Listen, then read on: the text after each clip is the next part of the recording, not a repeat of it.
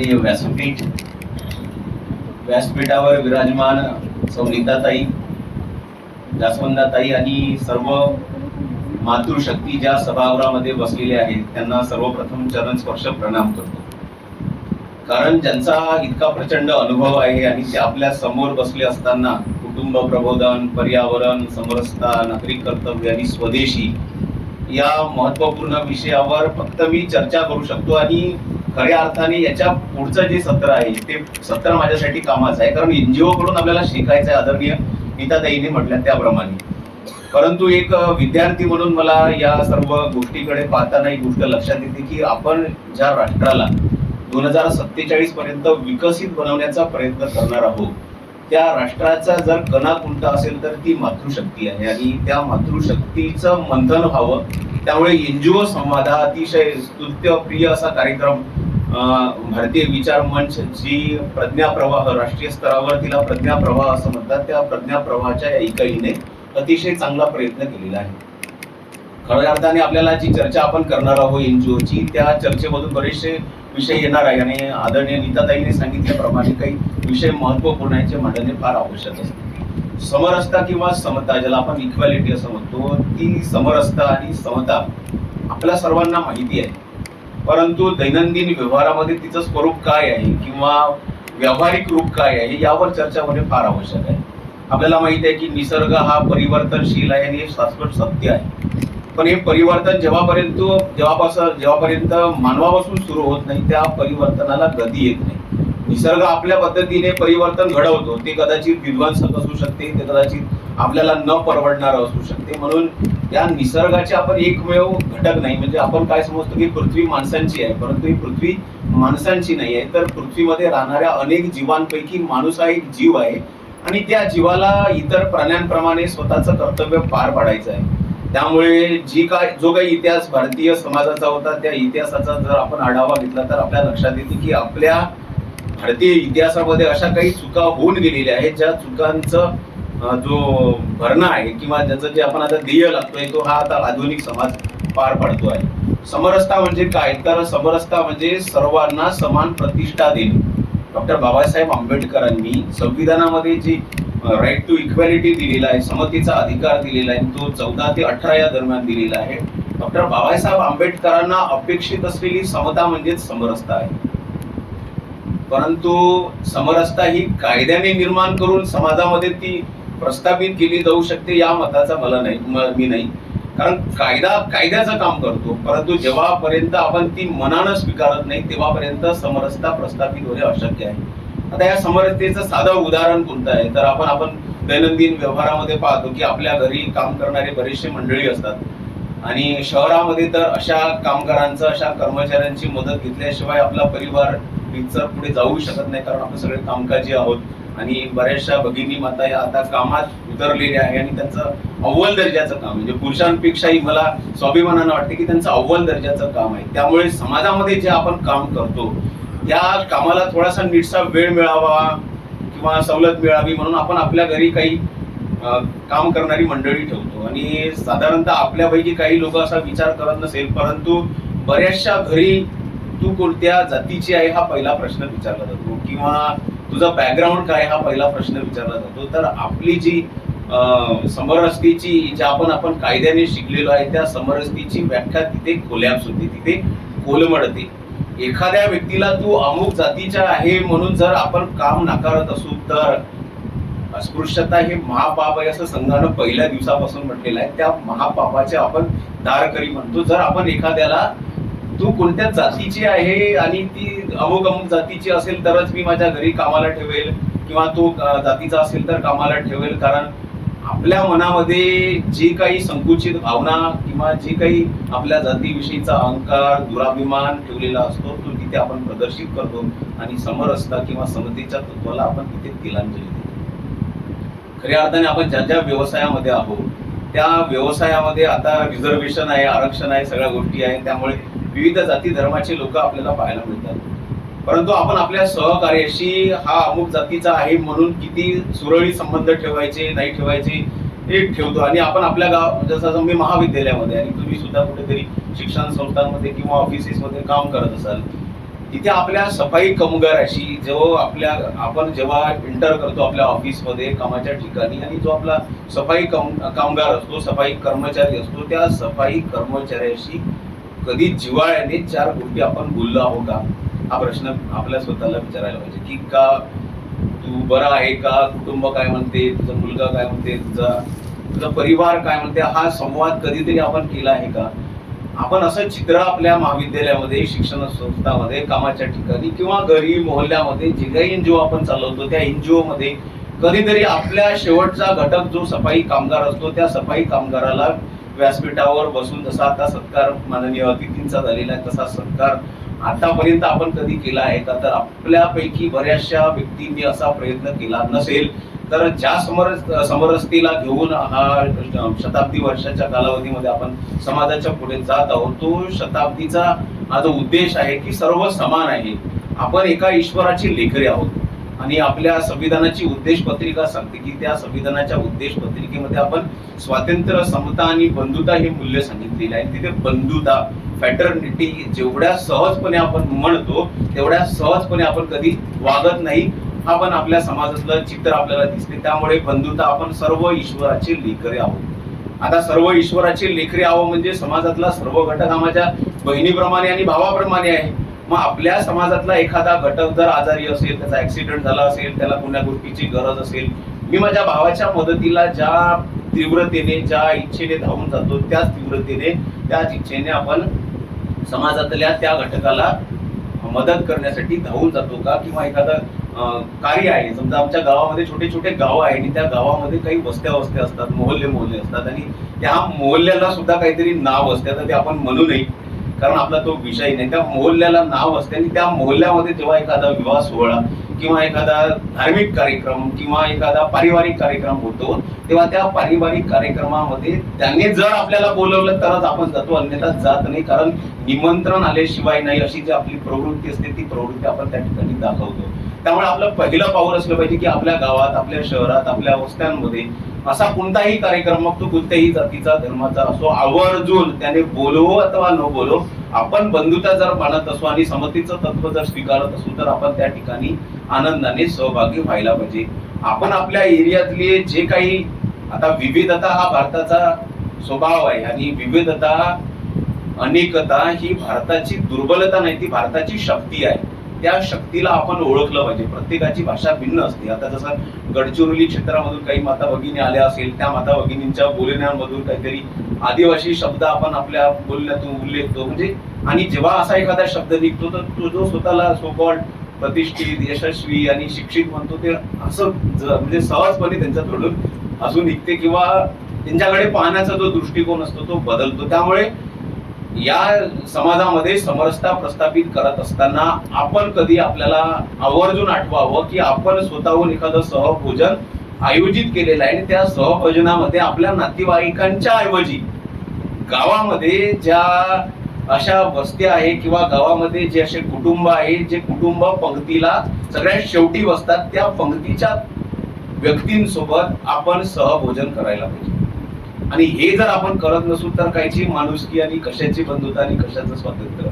त्यामुळे एकतेचं सर्वात सुंदर व्यावहारिक रूप जर कोणतं असेल तर आपण एका ताटामध्ये भोजन करणे आहे. म्हणजे 4 डबे वेगवेगळ्या जातीचे आपण लोकांनी एकत्रित येऊन सहभोजन करणे आणि त्या सहभोजनामधला एक आपल्या पोळीचा घास त्यांच्या ताटात, त्यांच्या पोळीतला एक घास आपल्या मुखात जर जात असेल तर समरसतेचं जे तत्व आहे ते समरसतेचं तत्व पुढे जातं.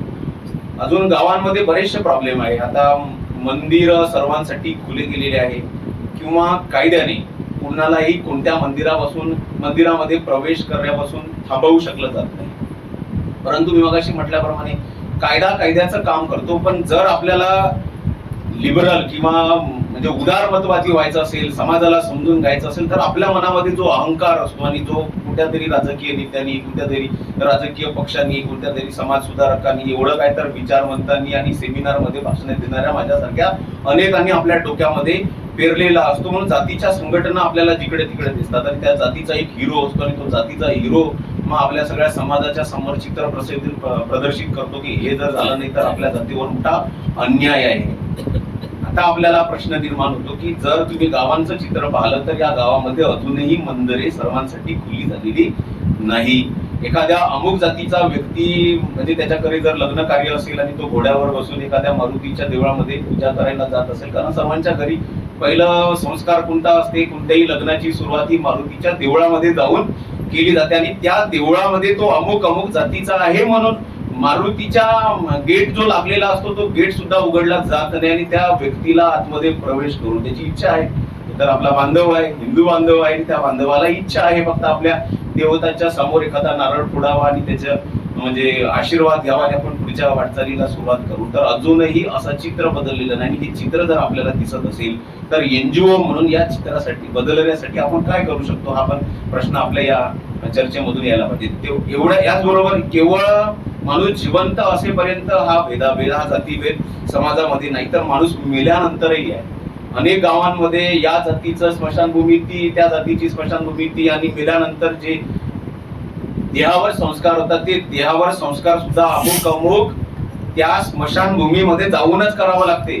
म्हणजे आपल्या मनाची जी कठोरता आहे, आपल्या मनाची जी दार आहे, त्या दाराला आपण किती भयंकर कुलूप लावलेली आहे हे आपल्याला लक्षात येते. त्यामुळे समरसता म्हणजे काय, तर समरसता म्हणजे तुमच्यात आणि आमच्यात, म्हणजे आपण म्हणतो ना अहम ब्रह्मासी, म्हणजे तुझ्यात आणि माझ्यात जे एकमेव तत्व आहे, जे ईश्वरी तत्व आपण म्हणतो, ते जर आपल्याला माहिती आहे की तुझ्यातही देव आहे आणि माझ्यातही देव आहे, जो आपण मंदिरामध्ये त्या मूर्त्यांमध्ये शोधतो, तर तो देव शोधण्यासाठी त्याला मरेपर्यंतही आणि मेल्यानंतरही जर आपण आपल्या मनाची दरवाजे कवाडे खुली करत नसेल तर समरसतेच्या तत्वाला आपण तिलांजली देतो. त्यामुळे समरसतेच्या तत्वामध्ये सहभोजन असेल, आपला एखादा म्हणायला नाही पाहिजे पण आपला एखादा असा मित्र पाहिजे जो आपल्या जातीचा नाही, तो दलित कुटुंबातील आहे, तो एखाद्या आदिवासी कुटुंबातील आहे आणि त्याच्या कुटुंबामध्ये जाऊन मी सहज एक दिवस राहू शकलो पाहिजे, त्याची दुःखदर्द काय असेल, भावना काय असेल त्या समजून घेऊ शकलो पाहिजे. आणि माझ्या घरी जर एखादा लग्न सोहळा आणि धार्मिक कार्य असेल तर त्याचं निमंत्रण मी पहिलं दिलं पाहिजे. तर आपल्या समरसतेच्या तत्वाला आपण पोषक आणि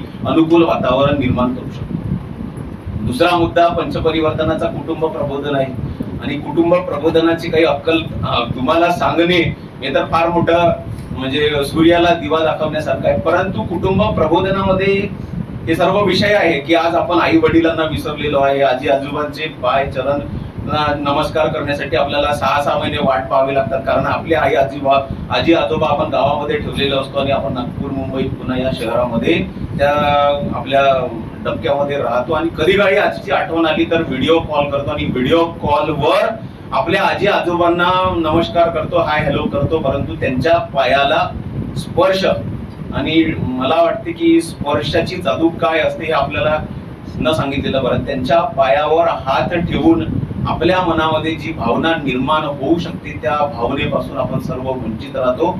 आणि मुख्यतः तुमची जी पिढी आहे साधारणतः 50, 60, 65 या वर्षाची, या पिढीने हे सर्व संस्कार आपल्या मुलांवर दिलेले आहे, परंतु येणारी नवीन पिढी खरोखर अशी आहे का?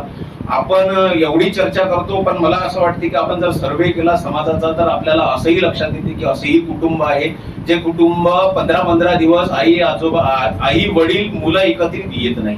आता आई वडील मुलं एकत्रित येणे हा तर मोठा प्रश्न आहे, तर मग एकत्रित जेवण करणे हा सुद्धा विषय फार दूरचा राहतो. म्हणून या पंचपरिवर्तनाच्या कुटुंब प्रबोधनामध्ये सोपे गोष्टी सांगितलेल्या की तुम्ही आठवड्याला किती वेळ आपल्या परिवारासोबत एकत्रित जेवण केलेलं आहे. किमान आठवड्यातील एकदा तरी आई वडील, भाऊ बहीण, चुलता काका मावशी हे सगळे मिळून एकत्रित जेवण केल्याने सुद्धा आपल्या घरच्याची जी आधारशिला आहे ती आधारशिला मजबूत होऊ शकते. सध्या ज्या मोबाईलचा उल्लेख ताईने सुद्धा केलेला आहे, तो मोबाईल तुमचा आमचा सर्वांचा दुश्मन बनलेला आहे. आपण आपल्या घरी 4 लोक राहत असू तर आपण जेवढे परस्पर बोलत नाही तेवढे आपण व्हॉट्सअप, फेसबुकवर, चॅटिंगवर बोलत असतो.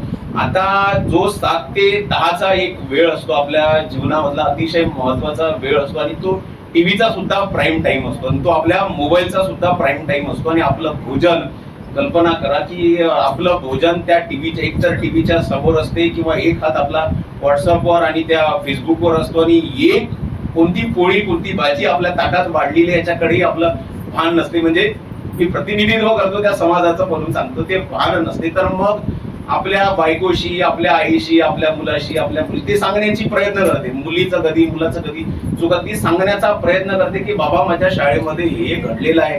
पण बाबाला मुलीचं ऐकण्यासाठी वेळ तर पाहिजे, कारण बाबा आपल्या मित्रासोबत, आपल्या कुठल्या तरी दुसऱ्या एखाद्या ग्रुप सोबत बोलत असतो की काय झालं, कसं झालं, समाजामध्ये किती विकृत परिस्थिती आहे, इराणचं कसा अफगाणिस्तान आपल्या इस्रायलवर आक्रमण झालेला, हा विषय त्या काळामध्ये त्याच्यासाठी महत्वाचा असतो. पण आपली मुलगी आणि आपला मुलगा आपल्याला काय सांगू पाहतो आहे हे आपल्याला महत्वाचं नसते. म्हणून किमान आपण 7 ते 10 एवढा कालावधी आपला मोबाईल स्विच ऑफ करून ठेवू शकतो का? किंवा ज्या काही सिरियल तुम्ही पाहता, ज्या काही धारावाहिक पाहता, आणि त्या धारावाहिक मध्ये एक मोठं षडयंत्र आहे, मी तुम्हाला आवर्जून सांगतो. कारण कल्चरल मार्क्सिझम हा माझा विषय आहे आणि त्या कल्चरल मार्क्सिझम मध्ये पॉइंट आहे. सध्याच्या घडीला ज्या धारावाहिक किंवा जे चित्रपटे किंवा जे काही प्रसार माध्यमांवर मांडलं जाते त्या सर्वांच्या मागे एक मोठं षडयंत्र आहे. अख्खा जग आश्चर्यचकित आहे का भारतामध्ये एवढं दारिद्र्य आहे, एवढं बेरोजगारी आहे असं लोक म्हणतात, एवढा मागासलेपणा आहे असं म्हणतात. पण हा देश जगाच्या पाठीवर विश्वगुरु बनण्याचं स्वप्न का पाहून राहिलेलं आहे? तर त्याच्या मागचं एकमेव उदाहरण आहे की आपलं कुटुंब हे संयुक्त कुटुंब आहे आणि या कुटुंबाला टिकवण्याची संपूर्ण जबाबदारी जी आहे ती महिलांनी स्वीकारलेली आहे. कारण घरचे उपास तपास, घरच्या पूजा पाती किंवा घरचे सण त्योहार हिरिरीने कोण पार पाडत असेल तर त्या घरातल्या महिला पार पडतात. आणि त्याच महिलांना समाजातला इतर घटक हा मात्र मागास आणि कुठल्या तरी पोथी पुराणामध्ये अडकलेली महिला या दृष्टीने पाहतो. परंतु आजपर्यंतचा जो इतिहास, परंपरा आणि जी काही संस्कृती भारताची आहे ती भारताची संस्कृती जपण्याची सर्वात मोठी जबाबदारी महिलांनी पार पाडलेली आहे. त्या सिरियल मध्ये एक षडयंत्राची गोष्ट करत होतो. तुम्ही या 10 वर्षाच्या कालावधी मधल्या सगळ्या सिरियल्स पहा. त्या 10 वर्षाच्या कालावधी मधल्या सिरियल्स मध्ये तुम्हाला लक्षात येत असेल की मातृशक्तीला कमकुवत दाखवण्याचा प्रयत्न केला गेलेला आहे. एका बाईचे 4-4 वेळा लग्न दाखवण्याचा प्रयत्न केला गेलेला आहे आणि आपली एखादी महिला एवढी क्रूर दाखवलेली आहे की ती आपल्या कुटुंबासाठी इतरांच्या कुटुंबाला उद्ध्वस्त सुद्धा करायला मागे पुढे पाहत नाही. चित्र जर आपल्या समाजामध्ये अनुकरणीय झाले तर आपला कुटुंब प्रबोधन हे होऊ शकते का? पर्यावरण हा मुद्दा तुम्हाला चर्चेला घ्यायचा आहे. कारण पर्यावरण वृक्षवल्ली आम्हा सोय रे वनचरे संत तुकाराम महाराजांनी सांगितलेलं आहे. आणि आपण तर वृक्षांची पूजा करणारे आहे. कारण आपल्या दाराशी जर एखादं तुळशीचं रोपटं असेल तर त्या तुळशीच्या रोपट्याचं महत्व आपल्याला माहित असो किंवा नाही, आपण 24 तासांपैकी अनेकदा तिच्याकडे नजर टाकतो आणि आपली पहाट, आपली सकाळ तुळशीच्या पूजनाने होते. त्यामुळे प्लास्टिक फ्री एन्व्हायरमेंट, एखादं वृक्ष, आता वृक्ष लावायचा आहे पण त्या वृक्षाला असं समजून लावायचं की याच्यावर हजारो जीव आपला संगोपन करतात. त्यामुळे त्या वृक्षाला देवाप्रमाणे पूजण्याची आपली परंपरा आहे. त्यामुळे पर्यावरण संरक्षण हा विषय सुद्धा आपल्याला घ्यायचा आहे. नागरिक कर्तव्यामध्ये संविधानामध्ये सांगितलेले कर्तव्य जाऊ द्या, परंतु या कर्तव्यामध्ये आपल्या बरोबर आपण इतरांना पुढे नेण्याची प्रवृत्ती जोपासली आहे का?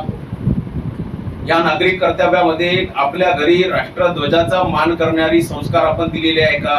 राष्ट्रगीताचा मान करणारे म्हणजे संस्कार आपल्या मुलांना दिले आहे का? आपण आपल्या मुलांना ते संस्कार दिले तरच येणारी पिढी ही संस्कारवान होईल आणि भारतीय समाजाला पोषक असं वातावरण आपण देऊ शकू. त्यामुळे राष्ट्रध्वजाचा मान करायचा आहे, राष्ट्रगीताचा मान करायचा आहे, आपल्या संस्काराची, इतिहासाची माहिती विद्यार्थ्यांना करून द्यायची आहे.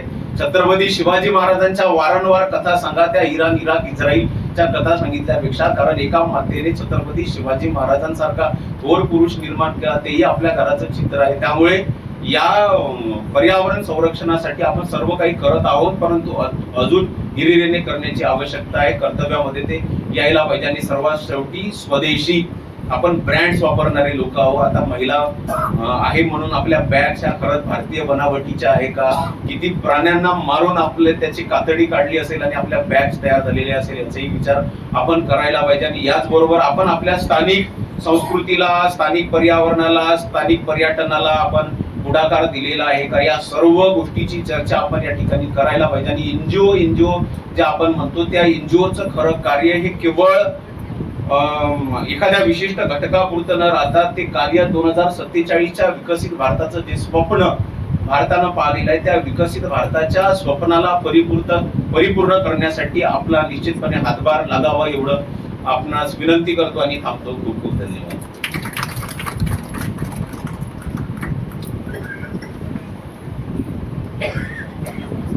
Thank you. यश जी का बहुत बहुत धन्यवाद, आपने बहुत ज्ञानवर्धक जानकारी हमें प्रदान की है। मैं विजयनी सखी मंच को आमंत्रण करना चाहूँगी, कृपया वे अपने एनजीओ की जानकारी हमें प्रदान करें।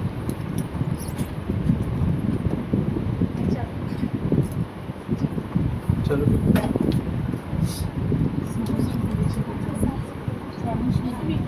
कुछ पीपीटी नहीं है ना। माननीय मंच तथा सभा में उपस्थित सभी शुभ शक्तियों को जय हिंद, जय श्री राम। साथ ही अंतर्राष्ट्रीय महिला दिवस की मैं आप सभी को ढेर शुभकामनाएं देती हूँ तथा इस वर्ष की जो मुख्य बिंदु है अधिकार, न्याय, कार्यवाही महिलाओं के लिए, बेटियों के लिए यथाशीघ्र सक्रिय हो, साकार हो, सफल हो, ऐसी मैं मंगल कामनाएं व्यक्त करती हूँ। अब मैं सारांश में अपनी संस्था का परिचय आप सबके समक्ष रखती हूँ। विजयनी सखी मंच का जो नींव है वो 9 मई 2022 को रखी गई थी, जो अभी मई आएगी तो 4 वर्ष पूरे हो जाएंगे। और ईश्वर की कृपा से, माँ जगदम्बा की कृपा से हमने 200 कार्यक्रमों का आयोजन इसके अंतर्गत कर लिया है। क्योंकि यहाँ भीड़ बहुत लंबी है तो मैं सारांश में परिचय दूंगी कि विजयनी सखी मंच की जो गतिविधियाँ हैं वो 3 भागों में हमने विभाजित की हुई है। एक होता है सौभाग्यपूर्ण पल, जिसके अंतर्गत हम आध्यात्मिक और सनातन संस्कृति को शीर्ष प्रदान करने का प्रयास करते हैं संकल्पित रूप से। दूसरा हमारा है आशीष पल की गतिविधि, जिसके अंतर्गत हम बिल्कुल दृढ़ संकल्प के साथ जो वृद्धाश्रम है, जो दिव्यांग जनों के आश्रम है, जैसे मातृ सेवा संघ, SBK काइट्स, खाना चौक है ना, इन सभी आश्रमों से हम जुड़े हुए हैं और प्रतिमाह हम इन आश्रमों में यथासंभव सेवा प्रदान करने का कार्य करते हैं। तीसरा हमारा है सार्थक पल गतिविधि। सार्थक पल गतिविधि में हम अन्य संस्थाएं, विशेष रूप से जो पर्यावरण के हित में कार्य कर रही हैं, मेरी सखी अनुसुईया काले छाबरानी जी का स्वच्छ एसोसिएशन, दूसरा किरण मुंदड़ा जी का तेजस्विनी मंच, तीसरा जो है सूरज श्रीवास्तव जी का नागपुर ब्लॉगर्स, और मेरी सखी यहाँ बैठी हुई है शेफाली बड़ी जी, उनकी अनविधि। ये संस्थाएं हमें जब भी सहयोग के लिए आवाज देती हैं, हम श्रमदान के लिए इनके पास जो है पहुँच जाते हैं। इस तरह से विजयनी सखी मंच यथासंभव जो भी सक्रियता के साथ, दृढ़ संकल्प के साथ 4 वर्षों से कार्य कर रही है। माँ जगदम्बा के आशीष से हमने 200 कार्यक्रमों का सफल आयोजन किया। आपका बहुत बहुत धन्यवाद। मैं गरज फाउंडेशन को यहाँ पर उपस्थित आग्रह करना चाहूँगी कि वो स्टेज पर आए और अपनी जानकारी। गरज फाउंडेशन,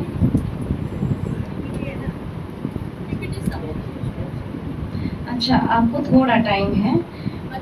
मैं अनवीति फाउंडेशन को इनवाइट करना चाहूँगी। अनवीति फाउंडेशन, कृपया यहाँ आकर अपने एनजीओ की जानकारी प्रदान करें।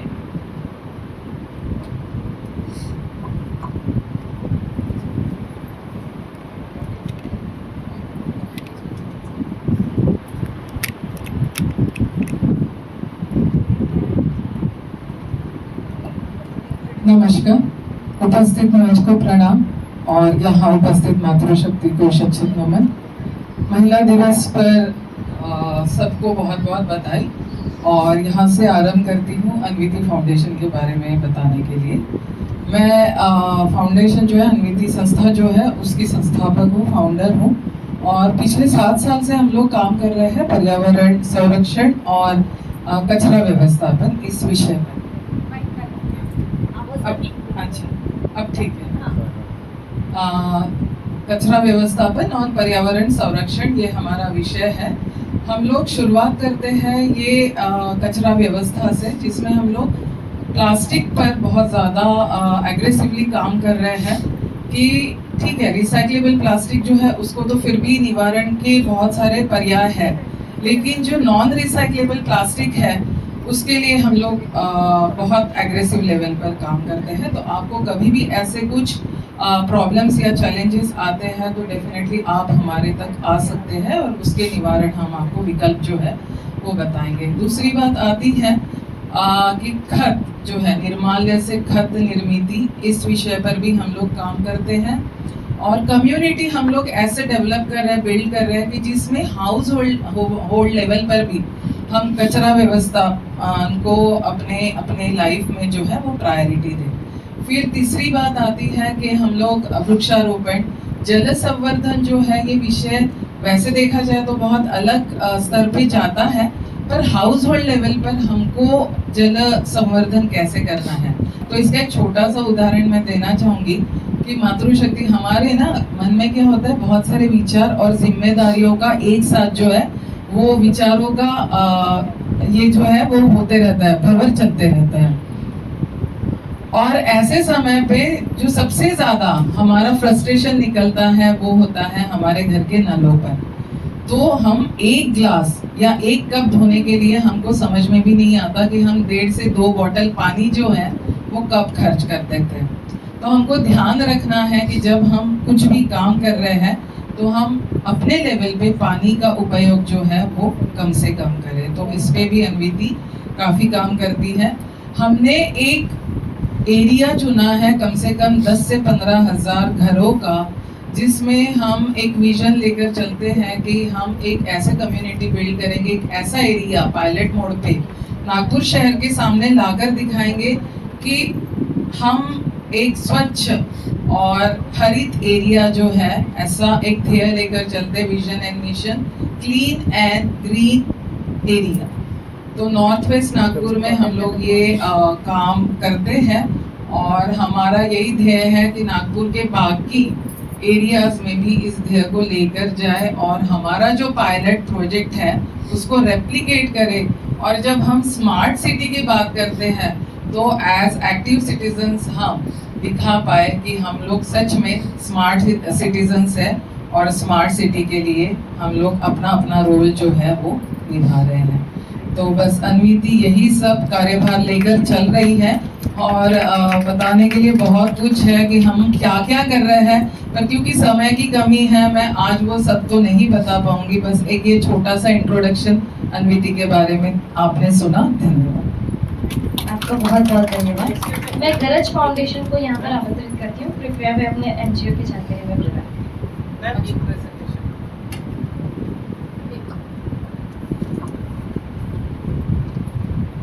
आप देख सकते हैं जैसे ये हमारा काफी पुराना प्रेजेंटेशन है, पर हम लोग घर घर जाते हैं, किटी पार्टीज जो होती है उस माध्यम से हम लोग नारी शक्ति तक पहुंचते हैं, क्योंकि हमारा मानना है कि पर्यावरण की सही मायने में रक्षा जो है वो हम ही कर सकते हैं। और उसी के आप फोटोग्राफ जो है वो देख सकते हैं। धर्मपेट जोन में हमारा हमेशा जो है वो ये बना रहता है, सहकार्य बना रहता है और उनका भी सहकार्य हमको हर छोटी छोटी एक्टिविटीज के लिए मिलता है। अभी एक बहुत अच्छा ये जो है हम लोग कर रहे हैं वो है आदर्श दहन घाट। तो दहन घाट कैसे होना चाहिए उस पर भी हम लोग काफी काम कर रहे हैं। फिर उसके बाद ये जो देख रहे हैं आप, हमारे जो हफ्ते वाले जो बाजार होते हैं उसमें सिंगल यूज प्लास्टिक जो है, तो हमने नागपुर शहर में सबसे पहले स्टार्ट किया कि सिंगल यूज प्लास्टिक सारे वीकली मार्केट से हटाना चाहिए। और उसमें हमको कोविड से पहले जो सक्सेस स्टोरी हमारी है कि 99% प्लास्टिक हमने हमारे वीकली मार्केट से कम कर दिया था। उसके बाद ये गतिविधि में संघ की जो गतिविधि है उसके द्वारा ये प्रोग्राम नागपुर के अलग अलग मार्केट्स में 6 मार्केट्स में बहुत अच्छे से चला। गोकुलपेट मार्केट में भी किरण मुंदड़ा जी ये कार्यक्रम को बहुत अच्छा चला रही है और जगह भी ये कार्यक्रम चल रहा है। हाँ, फिर एक है पर्यावरण पूरक महाशिवरात्रि। तो इसमें भी हम लोग महाशिवरात्रि में जितना भी निर्माल्य होता है उसका हम लोग कम्युनिटी कंपोस्टिंग करते हैं। जो दीपक सारे मंदिरों में हमको जो दिखते हैं वो भी हम संस्थाओं को दे रहे हैं, उसको हम लोग रीपेंट करते हैं, फिर से उसका रीयूज होता है। और पर्यावरण पूरक महाशिवरात्रि का इस बार भी वो भी ध्येय गतिविधि के अंतर्गत इस बार विदर्भ प्रांत के लिए संघ ने दिया था। तो ये सब हमको बहुत ही अच्छा लगता है कि अन्विति की जो जो एक्टिविटीज है वो गतिविधि के माध्यम से संघ लेता है। तो ये एक आनंदमयी हमारे लिए बहुत बड़ी अचीवमेंट की बात हो जाती है। धन्यवाद। चलिए, थैंक यू सो मच। आपका बहुत बहुत धन्यवाद। गजराज फाउंडेशन, गजराज फाउंडेशन।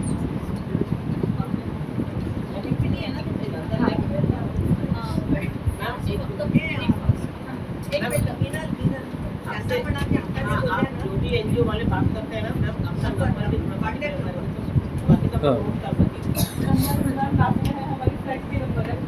नहीं अभी जो आए थे उनको एक बार बोल दीजिए, नंबर बोल देंगे बस। अनवी का अनविति, हाँ, अभी नंबर बता दीजिए उनको। अनविति का नंबर बता दीजिए। अनविति फाउंडेशन, आपका नंबर आप शेयर कर दीजिए। शिवानी मैम, आप आ जाइए, आपका नाम। हाँ माइक दे दीजिए।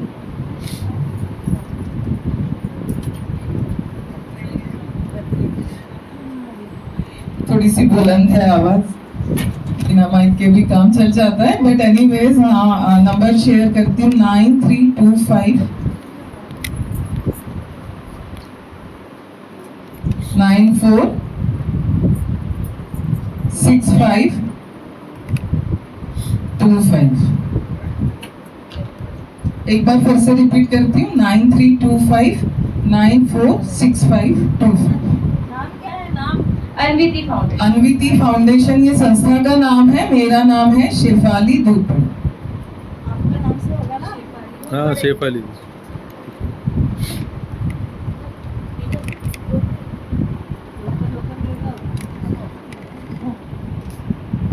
नमस्कार मित्रांनो, मराठीमध्ये बोलू का? माझं नाव विनुश्री विनोदकुमार रावत, मी या संस्थेची संचालिका आहे. आमची संस्था आम्ही 2018ला 21 मार्च 2018ला गरज बहुउद्देशीय कल्याणकारी संस्था म्हणून रजिस्टर्ड केलेली होती. आता आम्ही त्याला सेक्शन 8 म्हणून रजिस्टर्ड केलेलं आहे, गरज फाउंडेशन. आमच्या संस्थेचं स्लोगन आहे जिथे गरज तिथे गरज, म्हणजे जिथे गरज पडते तिथे गरज ऑलवेज अवेलेबल राहते आपल्या सेवा देण्यासाठी. मी या संस्थेची संचालिका.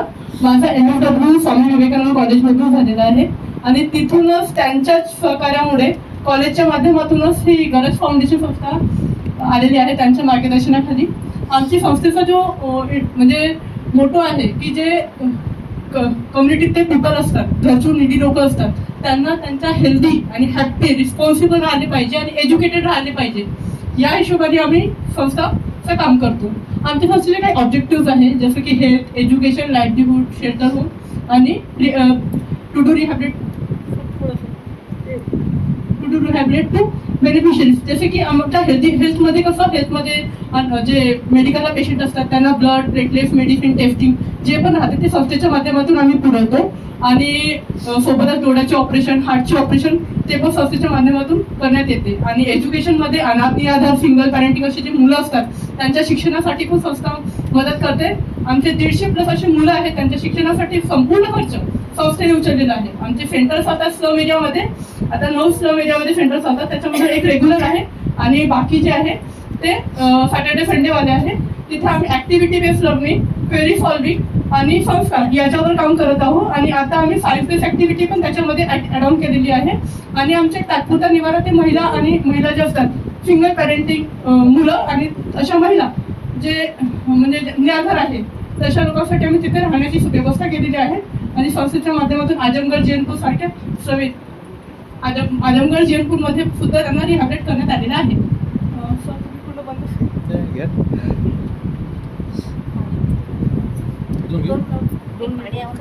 मी घेऊ का? म्हणजे मला सांगा नंतर. अजून मागे घेऊ. हो, लोक सांगते फक्त